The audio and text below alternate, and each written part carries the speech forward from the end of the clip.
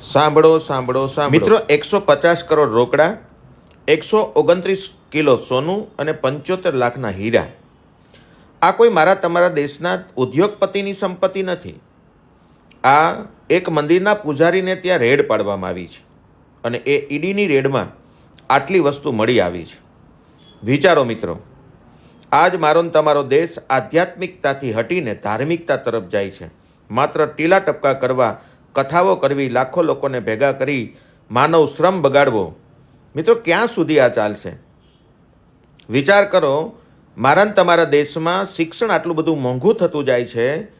જે બિલ્ડિંગ પાયાથી લઈ અને ઉપરના માળ સુધી માત્ર દાનના પૈસાથી જ ઊભી થાય છે, એ બિલ્ડિંગની અંદર પણ વર્ષના 1,80,000 રૂપિયા બાળકને ભણવાની ફી લેવાય છે. મિત્રો, જાગો તો સારું છે, ન જાગો તો અમારા જેવા અનેક લોકો કદાચ બરડા પાડી પાડીને પણ જો કહેવામાં આવશે તો પણ મારા ને તમારા દેશમાં આવા લોકોથી બચી નહીં શકાય. મિત્રો, હું મંદિરનો વિરોધી નથી, 100% મંદિરે જાઓ, પણ મંદિરે જવું શા માટે એ પહેલાં સમજી લો.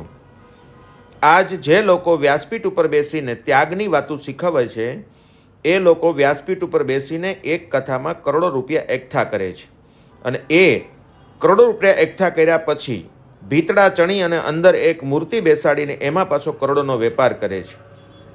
મિત્રો, મારો ને તમારો દેશ 100% ધાર્મિક દેશ છે, આધ્યાત્મિક દેશ નથી. પણ જો આધ્યાત્મિક દેશ કરવો હોય તો શિક્ષણની અંદર બાળકને સમજણ આપવી પડશે.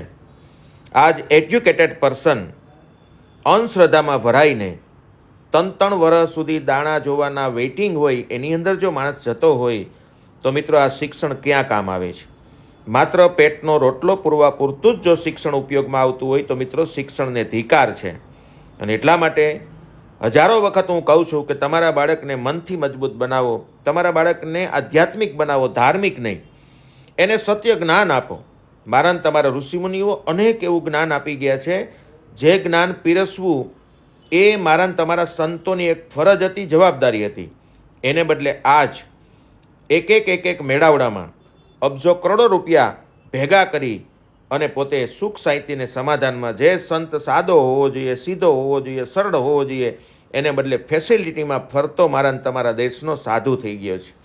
મિત્રો, ચાલો આમાંથી બહાર નીકળી અને મારા ને તમારા બાળકને માત્ર શિક્ષણ નહીં પણ ભારતીય સંસ્કૃતિનું સાચું નોલેજ આપી અને એને મંદિરમાં ક્યાંય ખોટી રીતે 1 રૂપિયો ન દે આવો બનાવીએ. ખોટો પૈસો 1 રૂપિયો પણ ક્યાંય મિત્રો દેવો નહીં. પોતાના બાળક માટે, પોતાના જીવનના ઉત્થાન માટે વાપરવો.